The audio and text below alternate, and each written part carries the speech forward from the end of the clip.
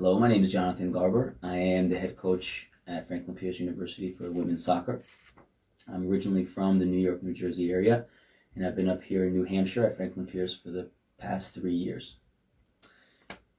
First and foremost, I know it sounds cliche, but it's certainly going to be character. At this level of competition, both on the field and in the classroom, you need to have a certain level of character, of motivation to be able to be successful when you're competing against such high-level athletes and in a very, obviously, also intensive academic environment. So character first and foremost. What kind of person we're recruiting. Obviously experience and the level in which they've competed over the last couple of years comes into play. We obviously look at them not only on a piece of paper, but if we're truly interested at the profile, and the profile that we see from a student athlete, we'll come and see them compete live. We also like to meet their families, because you can tell a lot about a person's character from the people that have raised them and the people that they're around on a daily basis. We obviously look at their academic profile as well. Obviously, being a student athlete, you have to be able to manage your time effectively. But everything really revolves first and foremost around the person that we're looking at. Once we decide that it's a person of interest, that the character and the personality is one in which could succeed in our environment, then we'll begin to look deeper in terms of the player, the athlete, the teammate, and the student. The ID camps really are the best way to connect with us. I mean, we're very proud of the kind of ID camps that we run here. Our entire coaching staff attends, head coach, assistant coaches. Myself as a head coach, I run the ID clinic along with my staff. It's very interactive. So, we have a chance to not only see the players perform in front of us, but we actually run a true training session where we get to interact with the players and they get to also interact with us. Our players are always present, so they have a chance also to practice with our players and to also connect and interact with them before and after the event. We stick around, we speak with families, so the ID clinics are really, really valuable. In terms of specific tournaments and showcases, it really varies from season to season. Most of the showcases and the tournaments in the Northeast region, one of our staff members will attend.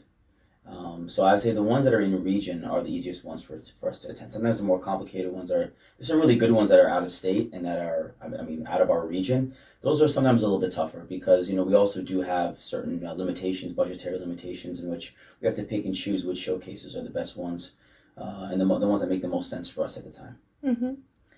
How would you describe your coaching style? I wish that you could ask that question to the players that I work with. I'd like to say balanced, but I'd certainly say a bit more on the intensive side. I'm pretty upfront and pretty direct with expectations and standards.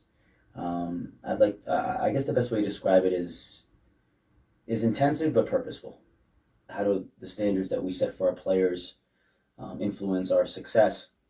To be frank, I think that the standard that I set for our players are very, very much so parallel with the standards I set for myself. So I don't really believe in the idea of setting standards for others that you don't set for yourself. So the first thing that I try to do is model for our players what the expectations are in terms of commitment, integrity, hard work, all the pillars of success and development. So while the standards for our players, I know that they are significant. I believe one of the reasons why we've achieved the level of success that we have, and we've also achieved the level of challenges that we have as well, is simply because myself and my staff model what we expect of them on a daily basis. And I think that's first and foremost the most important thing. What are some of the things that a player can do to prepare themselves to succeed in college athletics, both physically or mentally? Before they come to college? Mm-hmm. It's a very challenging thing because you really, you truly don't know what's coming until you're in it. I do think that obviously there are ways to prepare. it is a challenge to do so in an effective way, because college is just such a different environment in so many ways, particularly where we are. And where we are, there's very few commuters. So everyone's pretty much on campus, and for most, it's the first time that they lived away from home. There's no way to prepare for that. I mean, you can obviously go on vacation for a week, or you can go away for a month with friends or other family, but you really don't know what it's like to live away from home until you do it.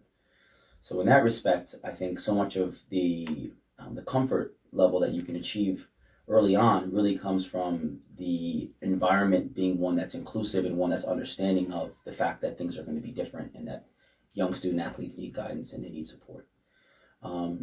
So I do believe that having an open mind and experiencing different things outside of your home is one thing that is really valuable for student athletes to make a smooth transition.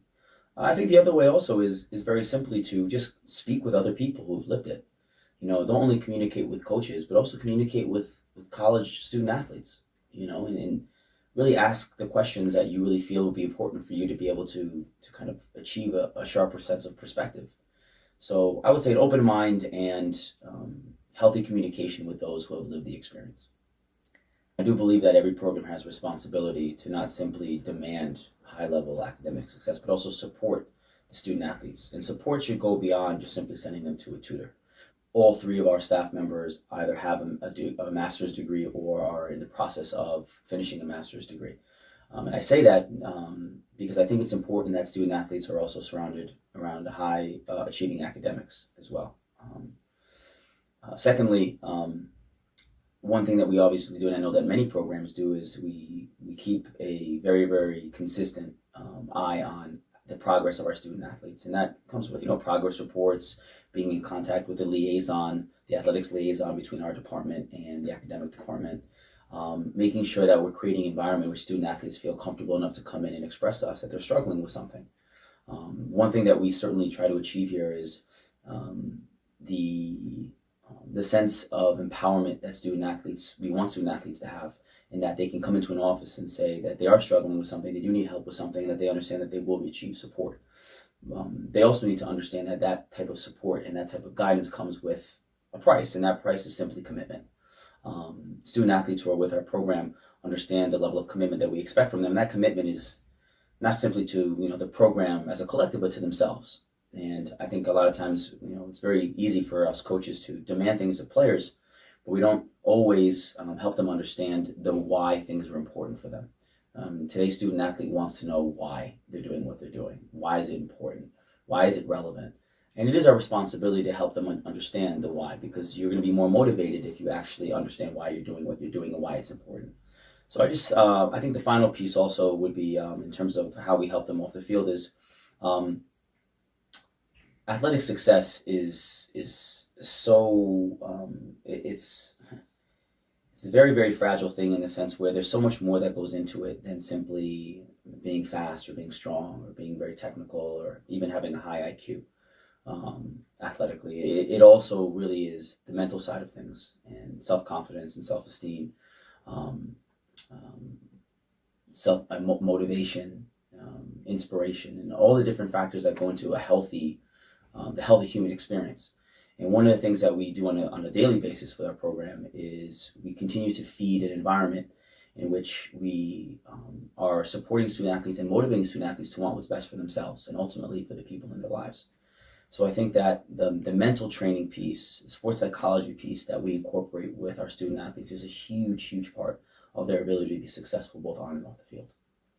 I typically go during what's considered to be, quote unquote, the off season. I don't think any high level program really considers any season to be off. But what you would consider to be in college soccer, the off season would be, between, December and May.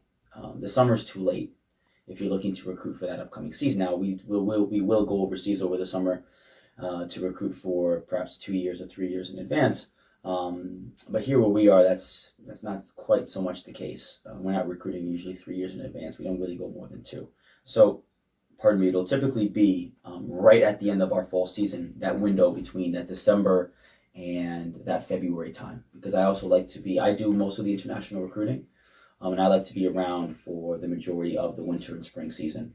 because that's high. Although they say it's it's off season for us, that's the high season when it comes to player development, because that's when you can really dive in and work with player development. So between that period is really the best time for us to go.